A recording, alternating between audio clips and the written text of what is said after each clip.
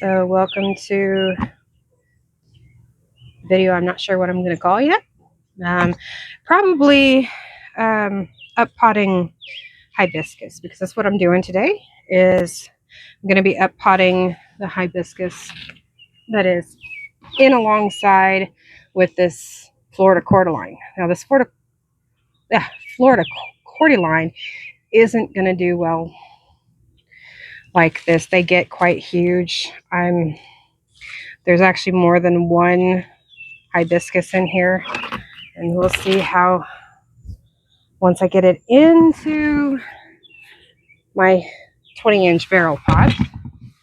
I like these barrel pots. After using that one with the strawberries, I've come to really like how thick and sturdy these are, especially for the price. Right now, Walmart in my area has them for about $16, and for a 20-inch pot, that's a very, very nice price. So this one I'm going to do a little bit differently. I still use organic raised bed and garden soil for most of my potted plants. That's the best way I have found to go. But because I was finally able to find it, I am going to do well-rotted cow manure and compost mix. I tend to like to blend those in together. It kind of helps with the soil microlife. That's getting into really nerdy side of gardening, but I'm that nerdy on gardening. So I'm going to start with putting the organic raised bed soil in first. I'm going to do probably about a third of the bag. I have 3 of these that need to be done. 2 of them.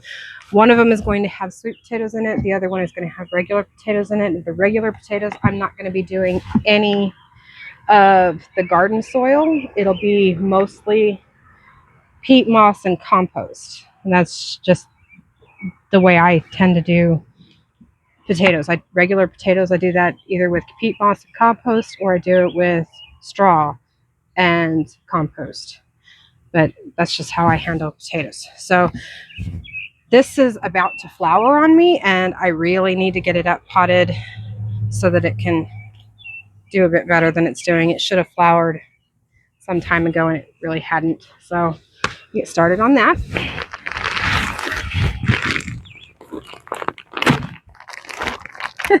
That shook the camera. And probably that too.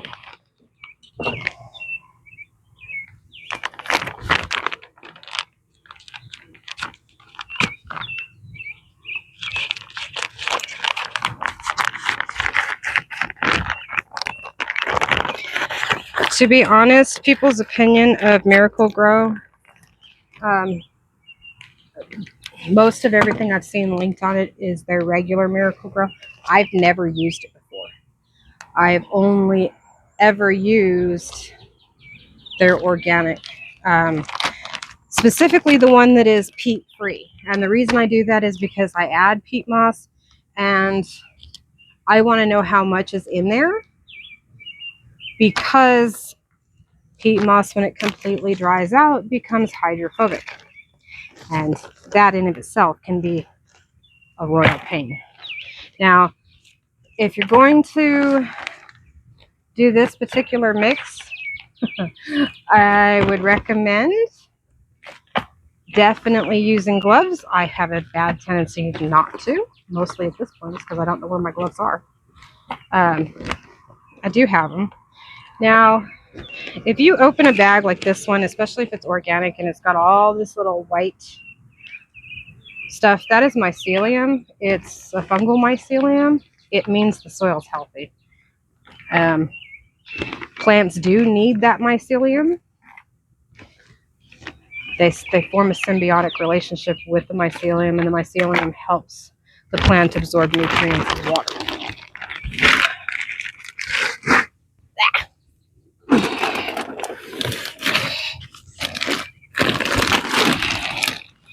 Yep.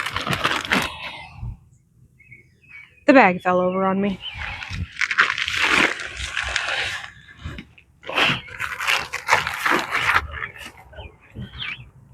Hopefully that's not shaking as much as it looks like from here.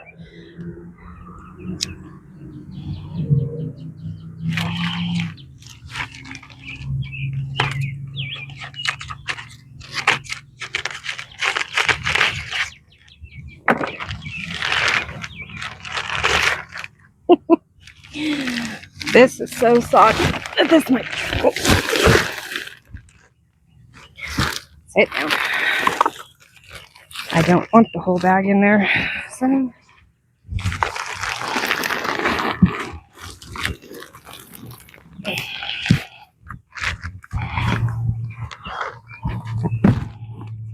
I have to bring it down a little bit because these are very inexpensive, but part of the reason why they're so inexpensive is because the bag is very thin. So they're, yeah, definitely don't want any more than that. So I mix it around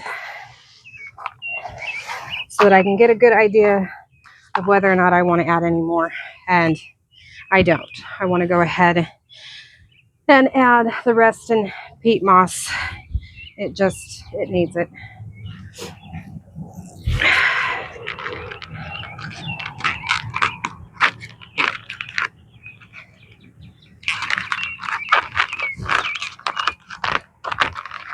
Peat moss is great for water retention, but it's not something you want to let completely dry out. If it completely dries out, you will fight to get it rehydrated. And that is a very difficult fight. It is next to impossible to rehydrate peat moss.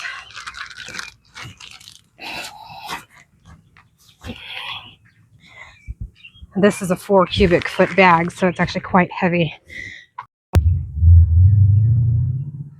Hopefully I can get through this before the rains come pouring down, because it's already raining. So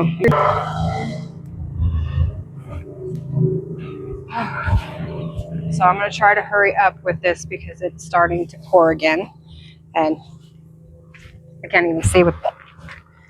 Yeah, this is going to be fun. So we're just going to move quickly. I'm going to finish putting the rest of this in. My camera decided to quit and say that it was out of storage. How, I'm not entirely sure. But I had to move fairly quickly because it's starting to rain again. All right. So I'm going to go ahead and pull this up as much as I can so I can get this plant in here. Okay. Find the center as best I can.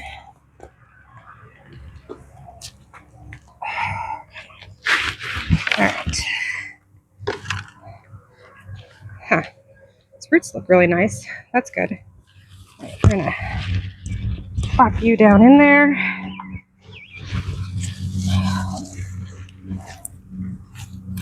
Completely push down, and then I'm going to fill up the sides because I didn't level it off because I wasn't sure if I needed to. Well, more of that landed on the ground than I wanted. Oh. Okay. And one more this way. And of course, now that I'm rushing, it's starting to decide that it's only going to sprinkle. That's the story of my life. All right, so I'm going to go ahead and try to lift this, which is now going to be quite heavy, up onto the table so you can see it a little better. And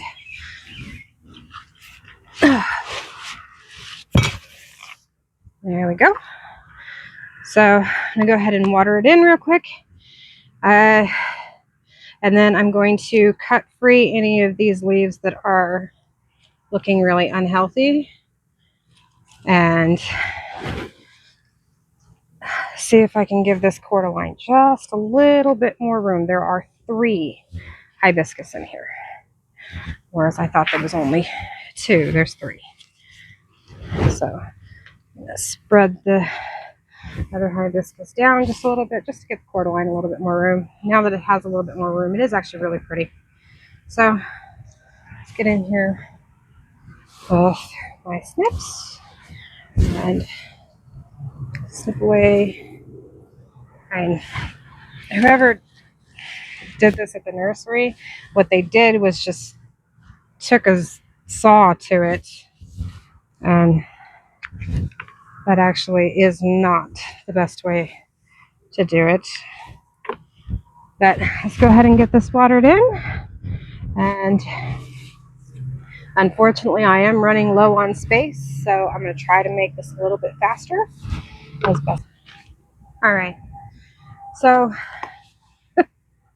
I had been explaining that peat moss is hydrophobic, and my camera cut out right there. So I hadn't really gone into the rest of it. I use peat moss because it is very high water retention, and particularly with these tropical varieties. Both of these are from the subtropics, and they really do not like drying out. This peat moss is actually over a year old, and I was concerned that it might already be somewhat dry. It actually does appear to be. So what I'll end up doing is, for days, I will water this until it floods. I mean, I can put my hand down in there, so I know full well that the peat moss is acting hydrophobic. So I will flood it and let it drain, and then water it again in a few hours and let it drain until it stops doing that. And when it finally stops doing that is when I can be pretty sure that the peat moss has finally absorbed enough water that it's not hydrophobic anymore, and I can water it like I would normally. So that's, if you have this happen, that's my advice, is to steadily water and water and water until it finally reabsorbs moisture again, because once it goes hydrophobic, it's a fight to get it to where it will reabsorb water, but it will. It is next to impossible to do it in one sitting. I always do it in multiple rounds, and it's just because it's the easiest, most efficient way I know of to do so. Come on, pull down. But the fact that it is acting that way right now is making it easier to pull the hibiscus away from the cordyline and give that cordyline a little bit more space. Anyway, if you like this video, please like and subscribe. If you have any questions about any kind of plants,